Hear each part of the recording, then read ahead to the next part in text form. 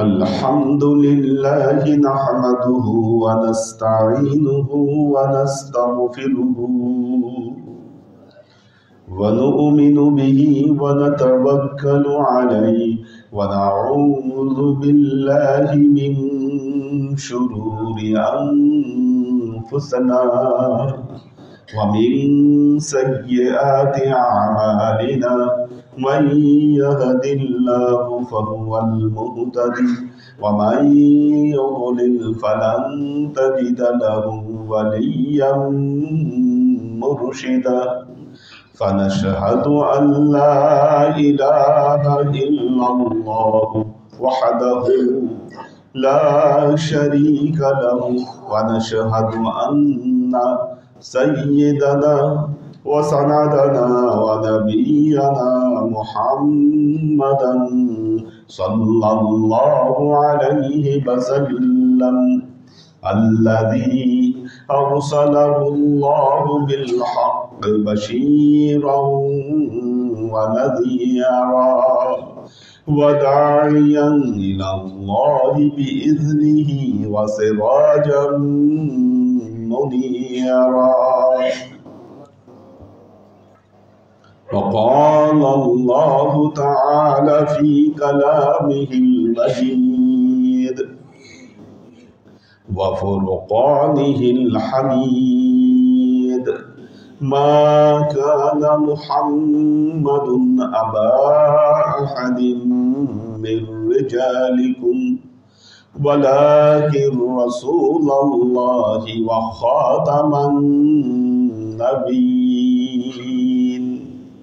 وكان الله بكل شيء عليما إن الله وملائكته يصلون على النبي يا أيها الذين آمنوا صلوا عليه وسلموا تسليما صلى الله على محمد صلى الله عليه وسلم صلى الله على محمد صلى الله عليه وسلم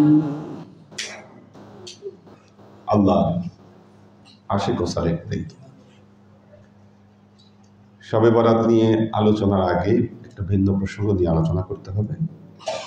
ধর্ম। আপনি যদি আদিকাল থেকে মানব সমাজের ইতিহাস যদি বিশ্লেষণ করেন, মানব সমাজ এবং সভ্যতার অন্যতম একটা প্রতিষ্ঠান হলো ধর্ম। যুগে যুগে আপনি পৃথিবীতে এমন কোনো সমাজ, এমন কোনো সভ্যতা দেখবেন না যেই সমাজ এবং সভ্যতায় একটি জাতি কোনো ধর্মকে অবলম্বন করে না। বাবা হযরত আদম আলাইহিস সালাম থেকে শুরু করে নিয়ে আজ পর্যন্ত আমাদের সমাজ ব্যবস্থায় ধর্ম মানুষের অন্যতম একটি সামাজিক প্রতিষ্ঠান। যারা ধর্ম নিয়ে গবেষণা করেন আপনারা জানেন যে ধর্মতত্ত্ব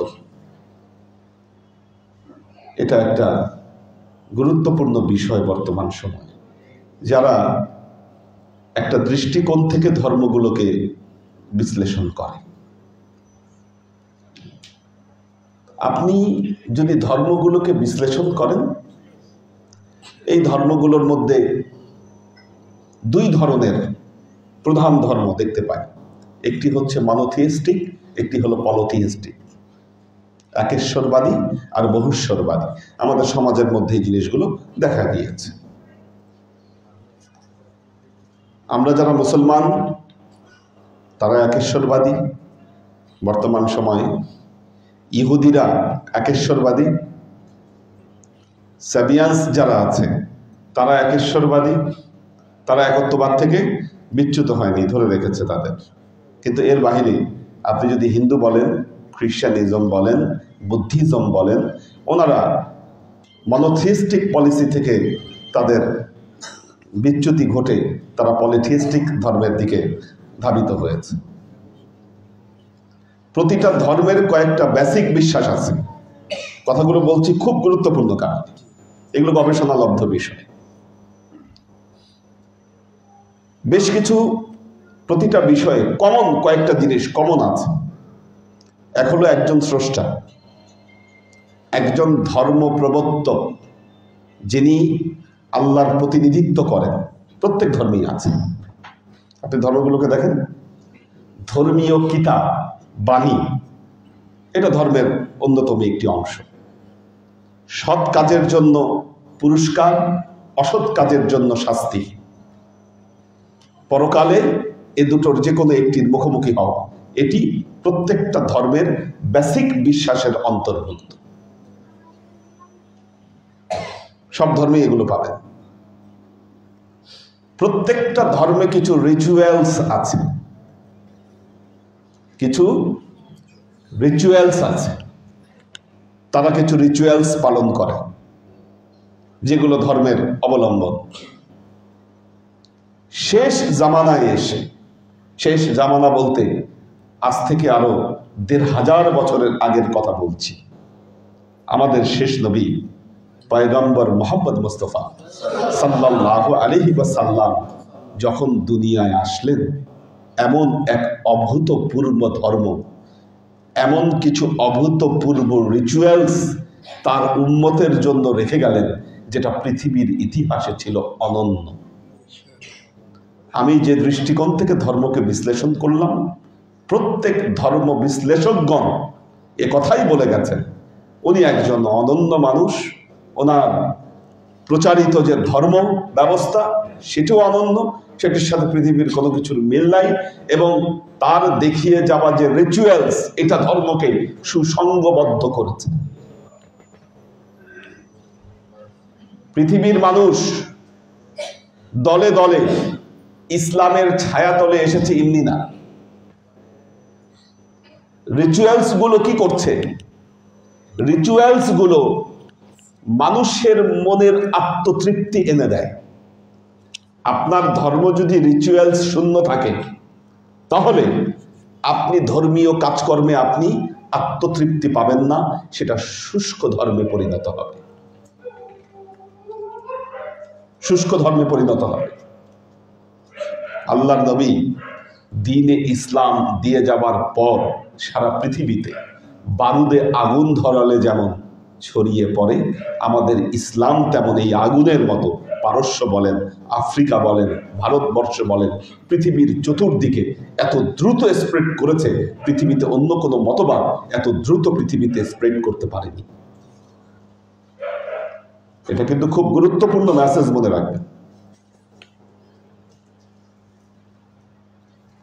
শেষ, আমরা এখন যেই শতাব্দীতে অবস্থান করছি, এই শতাব্দীর আগে মুসলমানদের যে ডাইনেস্টি, পৃথিবীতে মুসলমানদের অনেক ডাইনেস্টি ছিল, যে ডাইনেস্টি খুব দৃঢ়ভাবে ৬০০ বছর পৃথিবীতে রাজত্ব করেছে, এরা ছিল অটোমান,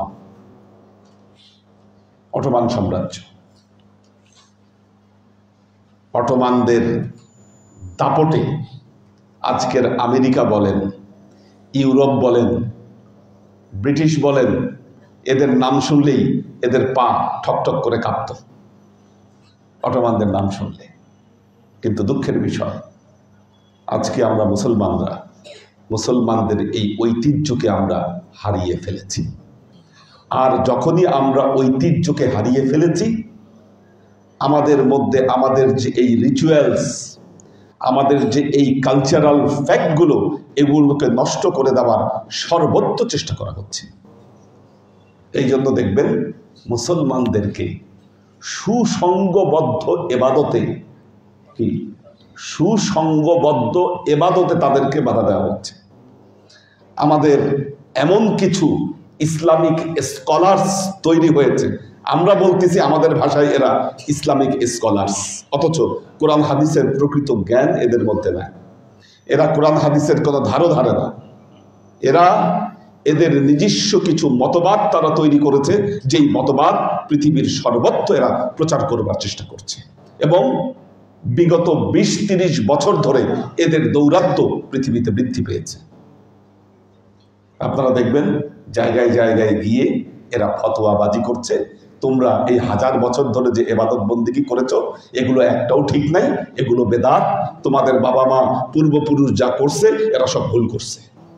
বরং আমরাই যেটা বলতেছি এটা সহিহ, কি এটাই হলো সহিহ ইসলাম। কেন, কোত্থেকে জানলা এটা সহিহ?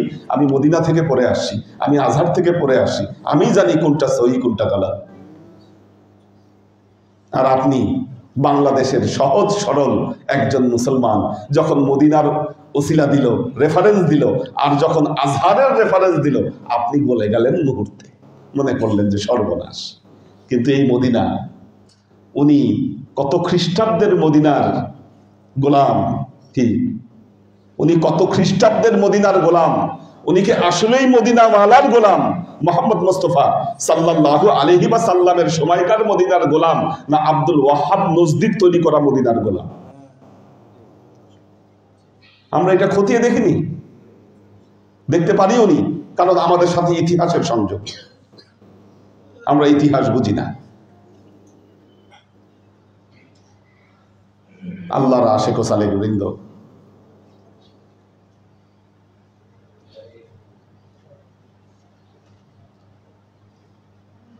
মোনাজাত আমাদেরকে বলতেছে মোনাজাত করা যাবে না। কেন? কিতাবে লেখা নাই সম্মিলিত ইবাদতের কথা। এদের দেখবেন সব সম্মিলিত ইবাদতের ক্ষেত্রে এদের অ্যালার্জি, মুসলমানদেরকে এক হতে দিবে না, মুসলমানদেরকে এক হইতে দিবে না। তবে হ্যাঁ, ওদের তৈরি কিছু পোষা কুকুর, বিড়াল, যারা সবসময় তাদের পদলেহন করে, তাদের একত্রিত ইবাদত রিচুয়াল, সেটাতে কোনো বাধা নেই, ওটা ঠিক আছে, জিন্দাবাদ, জিন্দাবাদ। নামাজের পরে মোনাজাত করতে দিবে না, একসাথে মিলাদ পড়তে দিবে না, যার মধ্যে একটি বড় ফতোয়াবাজি হলো এই যে শবে বরাত। কেন? কেন? আমি চ্যালেঞ্জ করে বলছি, আমি যে ধর্মতাত্ত্বিক বিশ্লেষণ আপনাদেরকে শুরুতে বললাম, পৃথিবীতে এমন কোন ধর্ম নাই যেই ধর্মে বলা আছে যে তোমরা এই নির্দিষ্ট সময়ে তোমরা আল্লাহর দরবারে এসে হাত তুলে প্রার্থনা করো, তোমাদের সকল প্রার্থনা আল্লাহ কবুল করবে, তোমাদের ভাগ্যকে পরিবর্তন করে দিবে। এক অমূল্য সম্পদ যা আমাদেরকে মোহাম্মদ মুস্তাফা সাল্লাল্লাহু আলাইহি ওয়াসাল্লাম বলে গেছেন আমাদেরকে এই কথা। কাকে বলেছেন? মা আয়েশাকে বলেছেন, মাওলা আলীকে বলেছেন, আল্লাহর নবীর প্রিয় প্রিয় সাহাবীগুলো হযরত আবু বকর রাদিয়াল্লাহু তাআলা আনহুকে বলেছেন, হযরত মুআজ ইবনে জাবাল রাদিয়াল্লাহু তাআলা আনহুকে বলেছেন। এইভাবে আল্লাহর নবীর কাছের প্রায় 13 জন সাহাবী থেকে এই লাইলাতুন নিসফে মিন শাবান তথা শবে বরাতের ব্যাপারে হাদিস বর্ণিত হয়েছে। আজকে আপনাদেরকে একটা প্রেজেন্টেশন দেখাতে চেয়েছিলাম, কিন্তু ল্যাপটপ আবার নিয়ে গেছে আরেক জায়গায়, ল্যাপটপটা আমার সাথে নাই, এই জন্য আমি দেখাতে পারিনি। তো দেখেন, এটা আমি দেখাবো আপনাদেরকে টুমরো। তো এই যে কারা কারা আমার নবীর যে সাহাবী যারা আছেন, আপনি চিন্তা করেন কোন কোন বিষয়ে একজন সাহাবী থেকে হাদিস বর্ণিত হলে সেটা অনেক বড় কিছু, বড় কিছু। আমাদের শবে বরাতের ব্যাপারে যে 13 জন সাহাবী থেকে হাদিস বর্ণিত হয়েছে, দেখেন, হযরত মুআজ বিন জাবাল রাদিয়াল্লাহু তাআলা আনহু 1 নম্বর। 2 নম্বর হযরত আয়েশা রাদিয়াল্লাহু তাআলা আনহা, হযরত আলী ইবনে আবি তালেব রাদিয়াল্লাহু তাআলা আনহু, হযরত আবু মুসা আশআরী রাদিয়াল্লাহু তাআলা আনহু শবে বরাতের ব্যাপারে হাদিস বর্ণনা করেছেন। হযরত আবি হুরায়রা রাদিয়াল্লাহু তাআলা আনহু শবে বরাতের ব্যাপারে হাদিস বর্ণনা করেছেন। হযরত ওসমান ইবনে আবিল আস রাদিয়াল্লাহু তাআলা আনহু শবে বরাতের ব্যাপারে হাদিস বলেছেন। হযরত ইকরামা রাদিয়াল্লাহু তাআলা আনহু, হযরত আব্দুল্লাহ বিন ওমর রাদিয়াল্লাহু তাআলা আনহু, হযরত আবু বকর সিদ্দিক রাদিয়াল্লাহু তাআলা আনহু, হযরত আউফ বিন মালিক রাদিয়াল্লাহু তাআলা আনহু, হযরত আবু সালাবা আল খুশনি রাদিয়াল্লাহু তাআলা আনহু, এনাদের বর্ণিত 22টা হাদিসকে সহিহ হাদিস হিসেবে চিহ্নিত করা যায়। কয়টা হাদিস? 22টা হাদিস সহিহ হিসেবে চিহ্নিত হয়েছে। এখন এই প্রতারকগুলো প্রথম বলেছে শবে বরাতের ব্যাপারে কোনো হাদিস নাই, শবে বরাতের ব্যাপারে কোনো হাদিস নাই। আমরা যখন এর প্রতিবাদ করেছি, এই তথ্যগুলো দিয়েছি, তখন দেখতেছে না শবে বরাতের ব্যাপারে তো হাদিস আছে, এটাকে তো কি বানোয়ার, জয়ীফ কিচ্ছু বলা যাবে না, কিচ্ছু বলা যাবে না। কারণ যে 11 জন সাহাবীর নাম বললাম এখানে, তার মধ্যে হযরত মুআয বিন জাবাল রাদিয়াল্লাহু তাআলা আনহুর বর্ণিত হাদিস, এই হাদিসকে ওনাদের গুরু শেখ আলবানী উনি বলেছে এটা সহিহ হাদিস। এখন যাবেন কই যাবেন? আপনার গুরু বলেছে এটা সহিহ হাদিস।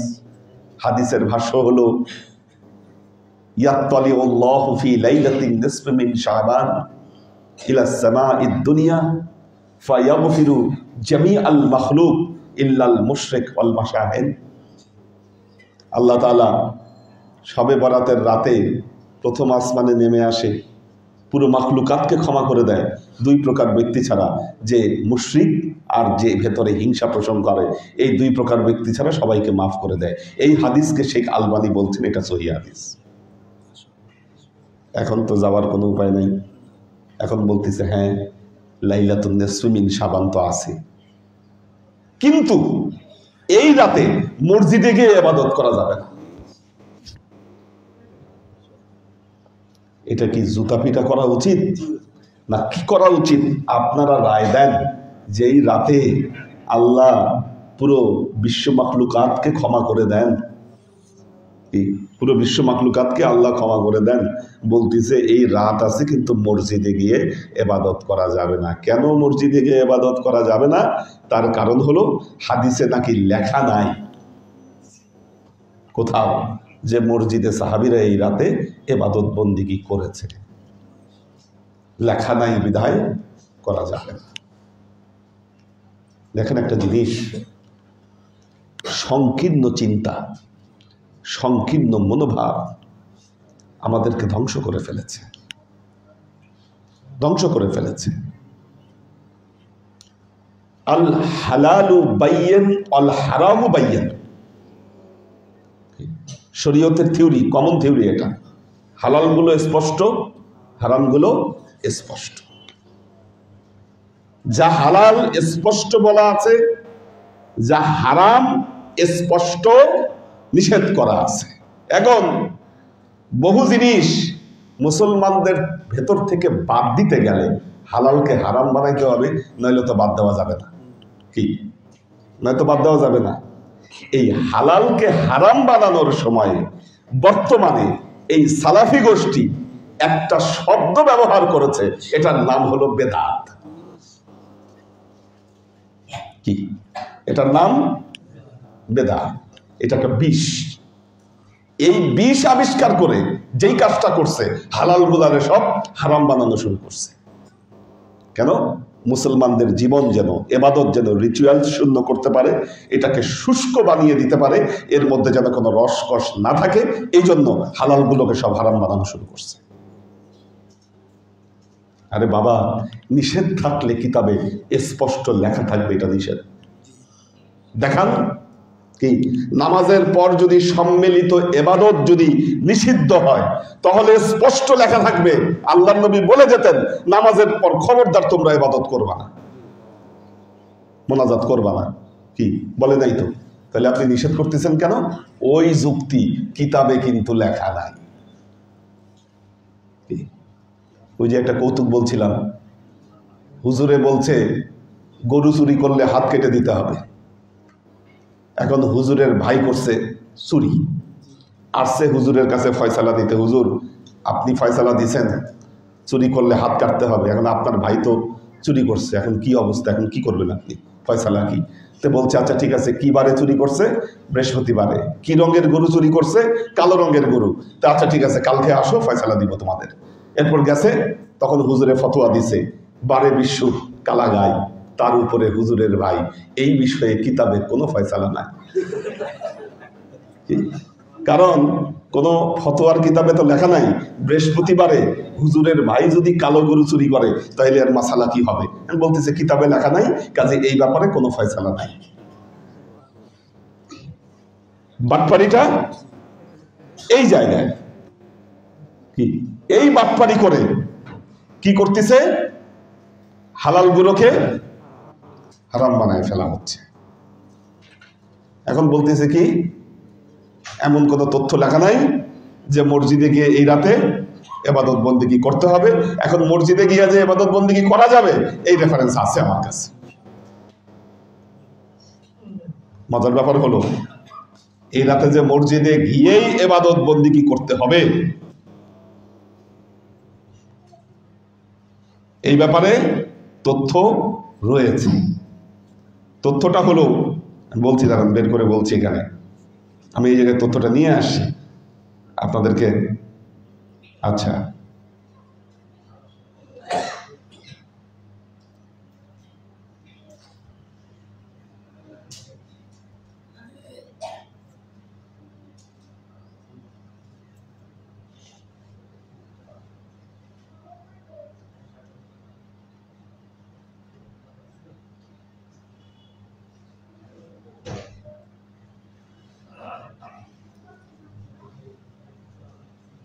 আচ্ছা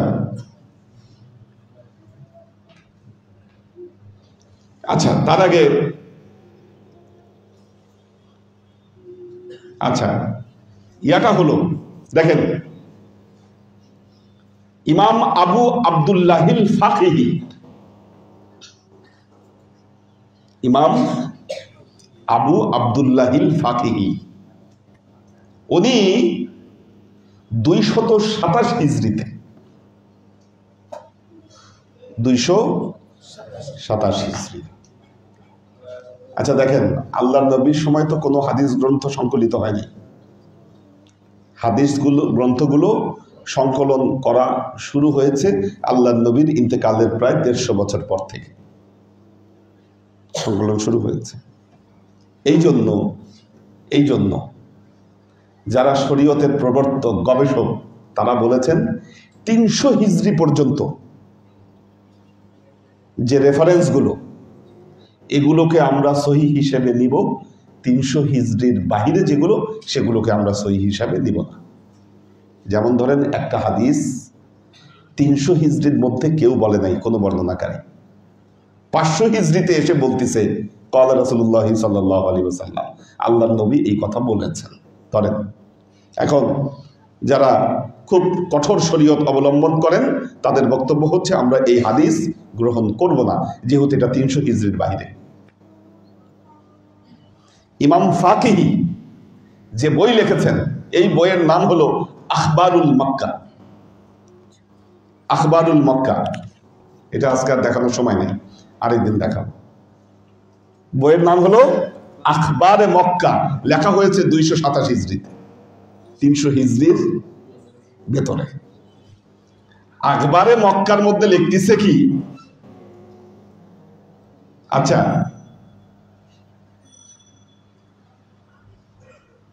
তিনি বিশিষ্ট ইতিহাসবিদ এবং আলামুল কোরআন, উনি বলতেছেন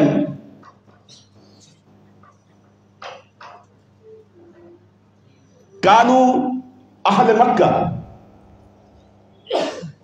খেয়াল করে শুনেন, কানু আহলে মক্কা, আহলে মক্কারা ফি মা মাজা ইলা জামানিনা, আমাদের সময়ে যা ঘটতো, আহলে মক্কারা যা করত, কি করত, ইজা কানাত লাইলাতুন নিসফি মিন শাবান, যখন শাবানের রাত্রি, মধ্য শাবানের রাত্রি যখন আসতো, তখন কি করত? খারাজু ইলা বাইতিল্লাহিল হারাম, সবাই ঘর থেকে বের হয়ে যারা মক্কার অধিবাসী ছিল তারা বাইতুল্লাহিল হারামে চলে যেত। ইসাল্লুন, তারা নামাজ পড়তো। ওয়া ইয়াখতামুনাল কুরআনা, কুরআন খতম করত, নামাজ পড়তো, কুরআন খতম করত। ওয়া ইয়াদউন, বেশি বেশি দোয়া করতো আল্লাহর কাছে। ওয়া ইয়াকসিরুনা মিনাত তাকাররুব ওয়াল মুনাজাত, তারা বেশি বেশি দান খয়রাতের মাধ্যমে আল্লাহর নৈকট্য হাসিলের চেষ্টা করত। অল মোনাজাত, অনেক দীর্ঘ মোনাজাতে তারা এই রাতে লিপ্ত হতো। ওয়া ইয়াখাযুনা মিন মাই জামজাম, তারা মায়ে জমজম পান করত, গায়ে মাখাইত। কোন রাতে? লাইলাতুন নিসফি মিন শাবানের রাতে। কি আর সন্দেহ আছে? এটা জানেন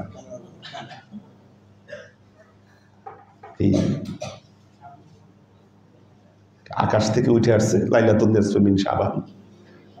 হাজার হাজার বছর ধরে মুসলমানরা এই লাইলাতুন নিসফি মিন শাবান পালন করে আসছে।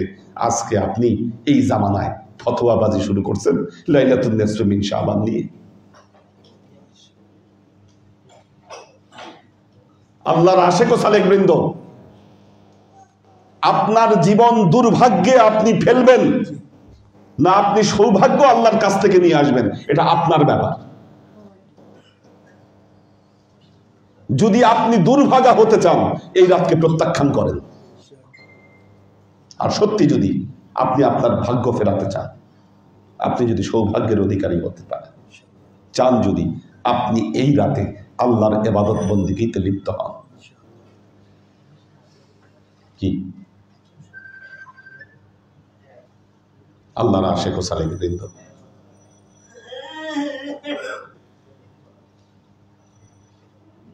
আল্লাহ যেন আমাদেরকে তৌফিক দান করুন। আমরা লাইলাতুন নিসফি মিন শাবান হযরত আলী রাদিয়াল্লাহু তাআলা আনহুর রিওয়ায়াতে যে হাদিস বর্ণিত হয়েছে, ইজা কানাত লাইলাতুন নিসফি মিন শাবান ফাকুমু লাইলাহা ওয়া সুমু নাহারাহা, রাতে জাগ্রত থাকো, দিনে রোজা রাখো। আমরা সারা রাত জাগ্রত থাকবো, এটাই আমাদের ইবাদত। জাগ্রত থাকতে হবে, রাতে ঘুমান যাবে, এটা একটা বন্দিগি।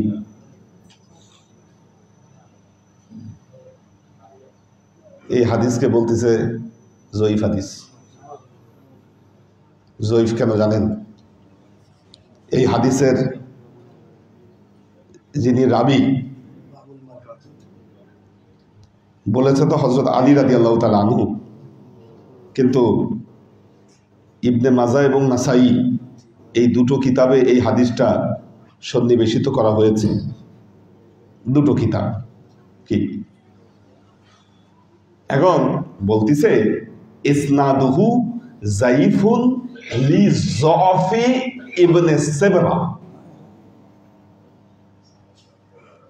আমাদের এই সময়ের যারা এই যে ওই আরবপন্থী মুহাক্কিক, ওনারা বলতিছে ইবনে সেবরার কারণে এই হাদিসটা জয়ীফ, মানে হাদিসের রাবির মধ্যে কোনো ত্রুটি বিচ্যুতি নাই। এই হাদিস মারফু, আল্লাহর নবী পর্যন্ত কি যত রেওয়ায়েতের যত কিছু আছে কোনো জায়গায় কোনো ত্রুটি বিচ্যুতি নাই। তারপরেও এই হাদিস জয়ীফ কেন? বলতেছে ইবনে সেবরা এই যে হাদিসের রাবি, উনি হচ্ছে দুর্বল রাবি ছিল। কেন?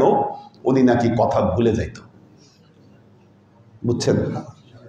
আচ্ছা, তো ইবনে সেবরা এর পুরো নাম হলো আবু বকর বিন আব্দুল্লাহ বিন মোহাম্মদ বিন আবি ইয়াসরা।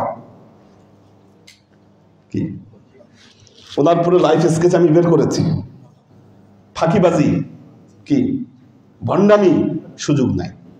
আমাদের সামনে আসেন, আপনাদের ভণ্ডামির জবাব দিয়ে দিব সব। এই দলে যেগুলো আছে এদের পার্টিতে কি এগুলা দেখবেন অধিকাংশরই কোরআন হাদিসের কোনো জ্ঞান নাই। জেনারেল পড়ছে, কি জেনারেল পড়ছে, আরবি ঠিক মতো পড়তে পারে না, অধিকাংশ গুলার তেলাওয়াতের ঠিক নাই, কেউ কেউ আবার কনভার্টেড মুসলিম। কি এইগুলা হচ্ছে এক দল। এরা না আরবি সম্পর্কে ধারণা আছে না কোনো কিছু, ওই ওস্তাদরা যা বলে এটা শুনে এরা লাফায়, এটা শুনে লাফায়। তো এই যে আবু বকর বিন আব্দুল্লাহ বিন মোহাম্মদ বিন আবি আসারা, অনেকেই বলেছেন উনি একজন সকি রাবি ছিলেন, নির্ভরযোগ্য রাবি। আপনি আজকে 20 শতাব্দীতে জন্মগ্রহণ করে আপনি কিভাবে বলেন যে 1000 বছর আগের একজন রাবি উনি নাকি কথা ভুলে যাইত? বানাইছেন কোত্থেকে আপনি এই কথা? কি আপনি বলেন এই যে আমাদের যে আব্দুল্লাহ ভোলা মিয়া নাম লেখা আছে, কি এখন আমি যদি বলি আমাদের পূর্বপুরুষ ভোলা মিয়া উনি ভুলে যাইত, বলেন এই কথা বলার কোনো রাইট আছে আমার? কেমনে ভুলে যাইত? কোনো কিতাবে লেখা আছে ওনার সময়কার? কি এখন আমার আব্বাও যদি কোনো কিতাব লিখে যদি বলে যাইতেন উনি ভুলে যাইত, ওটাও তো গ্রহণযোগ্য ছিল না এই কথাটা, কারণ আব্বা তো দেখেন নাই ওনাকে। কেমনে আপনি ওনার কথা ধরে আপনি বিশ্বাস করবেন? কি আজকে এই শতাব্দীতে এসে বলতেছে আব্দুল্লাহ ইবনে শেবরা উনি ভুলে যেত। আসলে প্রবলেম হলো যেহেতু হাদিসের রাবি ছিলেন হযরত আলী ইবনে আবি তালেব রাদিয়াল্লাহু তাআলা, সমস্যাটা হলো এইখানে। কারণ ওনার বর্ণিত যত হাদিস কি সিয়াসের তাই এই যে গবেষক এগুলাকে সবগুলাকে জয়ীফ বানায় ফেলছে আজকে, একটাও আর সহি নাই। অথচ যার ব্যাপারে আল্লাহ নবী বলছেন আনা মাদিনাতুল ইলম ওয়া আলিয়্যু বাবুহা। ভণ্ডামির একটা সীমা থাকা দরকার, কাজী এগুলাতে কান দিবেন না। আমরা যথাযোগ্যভাবে আমরা এই রাত্রি জাগরণ করব, রোজা রাখবো আমরা 3টা, আর এই রোজা হবে 13, 14, 15। 12 তারিখ রাতে খেয়ে 13, এরপর 14, এরপর 15। যেহেতু আইয়ামে 20, সেহেতু আমাদের এই 3টা রোজাই টাচ করতে হবে আমাদেরকে। জি হ্যাঁ, আল্লাহ আমাদেরকে তৌফিক দান করুন। এই রাতের ব্যাপারে গুরুত্বপূর্ণ ইবাদত হলো দান। এবং দানের বিষয়টাই হলো কি আব্বা যেটা বলতেন আপনাদেরকে শিখাইছেন, দায়েমান দায়েমান কাসিরান তাইয়িবান। কি দায়েম থাকতে হবে, দিনে দিনে বাড়াতে হবে, উত্তম দান হতে হবে। কি আমরা এই শর্ত নিয়ে ইনশাল্লাহ এই রাতে আমরা দানে আমরা ঝাঁপিয়ে পড়ব। আজকে মিলাদ আমাদের নাজিমউদ্দিন ভাইয়ের জন্য নাকি? হ্যাঁ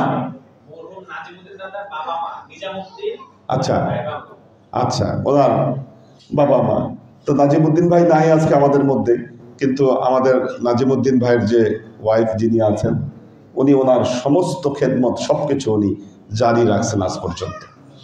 উনি যেভাবে যা করতেন এটা উনি ধরে রাখছেন। আল্লাহ ওনাকেও জান্নাত নসিব করুক, ওনার সাথে সাথে ওনার বাবা মাকেও আল্লাহ সম্মানিত এবং জান্নাত নসিব করুক। আমি এগুলো পরে আমরা মিলাদ শুরু করছি। রাইসা তাজরিয়ান, ওমর ফারুক মাইজ ভান্ডারি।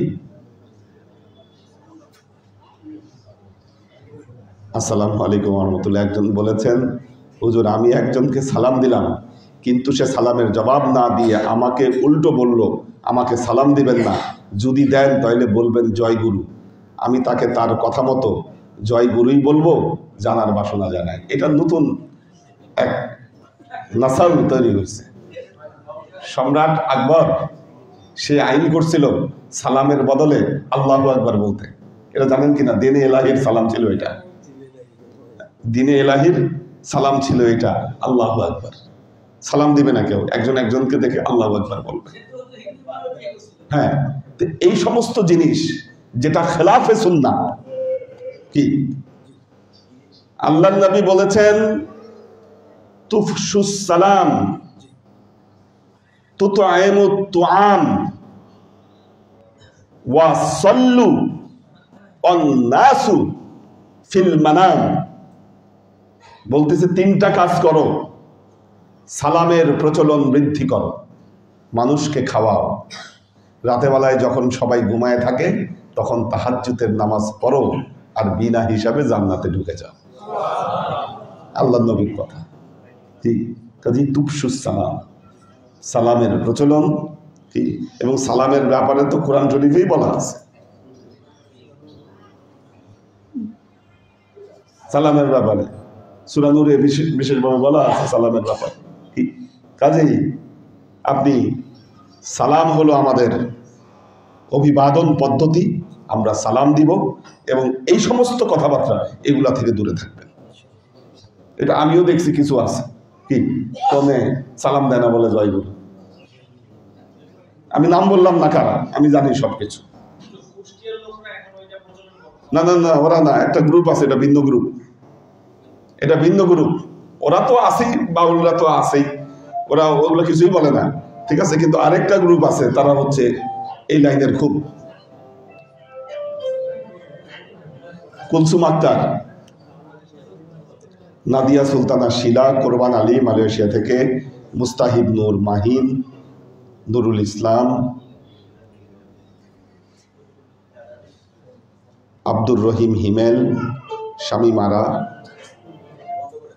কবির হোসেন, শফিকুল ইসলাম শাওন, মোহাম্মদ মিজান, ফেরদৌসি নাহার আউয়াল, হিমেল মাহমুদ, শামীম আরা,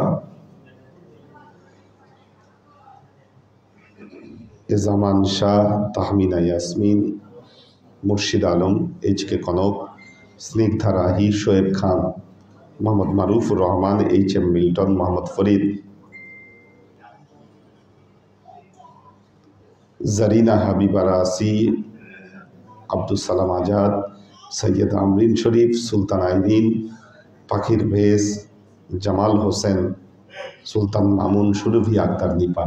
সবাই সূরা ফাতিহা 7 বার, সূরা ইখলাস 9 বার, দরুদ শরীফ 11 বার।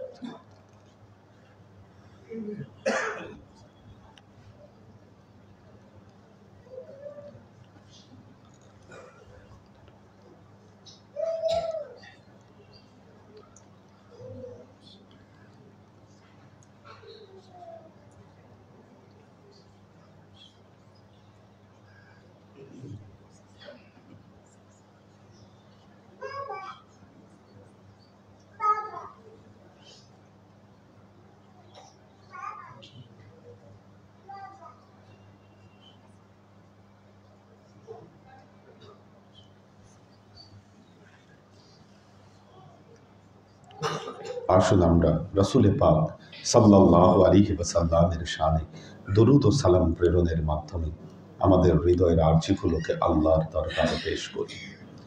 ওয়াশরাকাল বাদরু আলাইনা ওয়াক্তাফাত মিনহুল বুদুর মিসলা হুসনিক মা রাআইনা কত্তু ইয়া ওয়াজহাস সুরুর।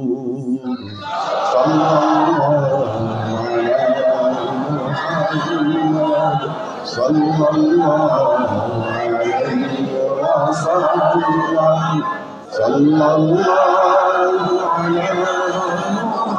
মুহাম্মাদ, সাল্লাল্লাহু আলাইহি ওয়াসাল্লাম।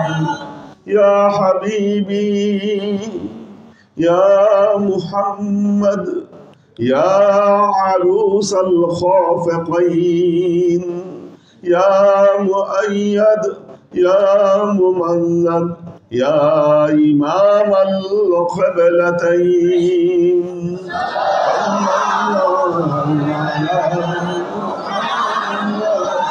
صلى الله عليه وسلم صلى الله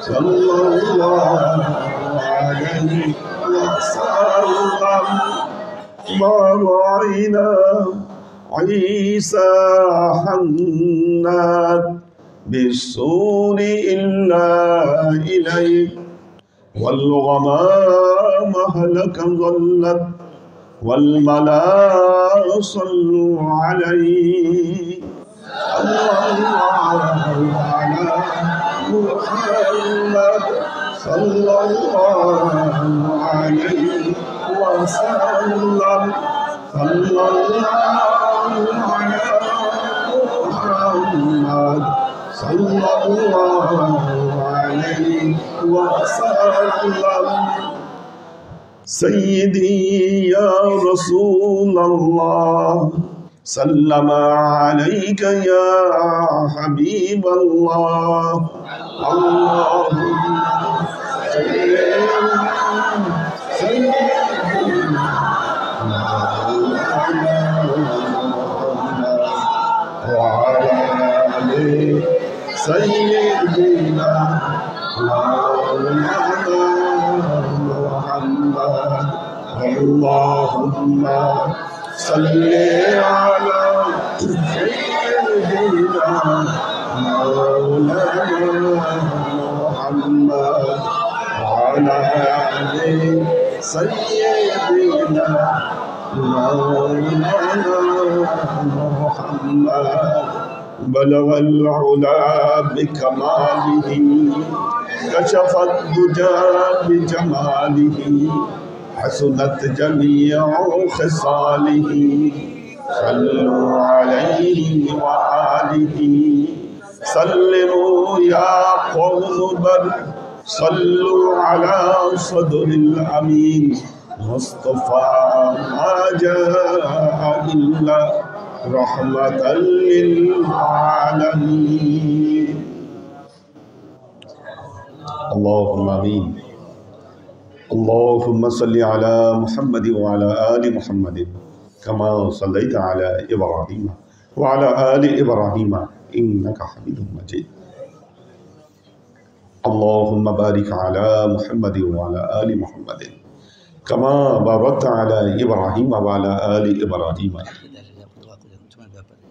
إنك حميد مجيد ربنا ظلمنا أنفسنا وإن لم تغفر لنا وترحمنا لنكونن من الخاسرين ربنا آتنا في الدنيا حسنة وفي الآخرة حسنة وقنا عذاب النار ربنا لا تزغ قلوبنا بعد إذ هديتنا وهب لنا من لدنك رحمة إنك أنت الغفور اللهم إنك عفو تحب العفو فاعف عني يا غفور الرحيم الودود اللهم اغفر لحينا وميتنا وشاهدنا وغائبنا وصغيرنا وكبيرنا وذكرنا وأنثانا اللهم من أحييته منا فأحيه على الإسلام ومن توفيته منا فتوفه على الإيمان برحمتك يا أرحم الراحمين يا الله يا رحمن يا مالك আমরা এতক্ষণ তোমার দরবারে যে সমস্ত আমলকে উপস্থাপন করলাম তোমার প্যারা হাবিব হযরত মুহাম্মদ মুস্তাফা সাল্লাল্লাহু আলাইহি ওয়াসাল্লামের শানে যে দরুদ ও সালাম উপস্থাপন করলাম ত্রুটি মুক্তভাবে এই আমলগুলোকে তুমি আমাদের তরফ থেকে কবুল করে দাও তুমি এর যা আমাদের প্যারা নবী হযরত মুহাম্মদ মুস্তাফা সাল্লাল্লাহু আলাইহি ওয়াসাল্লামের কাছে পৌঁছে দাও আল্লাহ আমাদের নবীর পরিবারবর্গের কাছে তুমি এর চাচাকে পৌঁছে দাও এই দুনিয়ার সমস্ত আম্বিয়াই কেরাম সাহাবাই কেরাম তাবেঈন তাবেঈন ওয়ালি আউলিয়া গাউস কুতুব আমাদের মা বাবা ভাই বোন আত্মীয় স্বজন এই দরবার থেকে যত পীর ভাই বোন চলে গেছে সবার রূহে আল্লাহ তুমি এর যাজাকে পৌঁছে দাও। বিশেষ করে আল্লাহ আজকে আমরা যাদের জন্য এই মিলাদ মাহফিলকে আয়োজন করলাম, আমাদের নাজিমউদ্দিন ভাই এবং তার বাবা মা, আল্লাহ তুমি তাদের রুহে এর যাজাকে পৌঁছে দাও। তুমি তাদের পূর্বাপর সমস্ত ত্রুটি বিচ্যুতিগুলোকে মাফ করে দাও। আল্লাহ তুমি তাদের কবরকে জান্নাতি নূরে আলোকিত করে দাও। জান্নাতের সাথে তাদের কবরের সংযোগে স্থাপন করে দাও। জান্নাতি লেবাস পরিয়ে তুমি তাদেরকে ধন্য করে নাও। সুবহান রাব্বিকা রব্বিল। আমাদের হাসিব ভাই হসপিটালে ভর্তি, উনি দোয়া চেয়েছে, দোয়া করবেন খাস করে আল্লাহ যেন ওনাকে সুস্থ করে দেয়।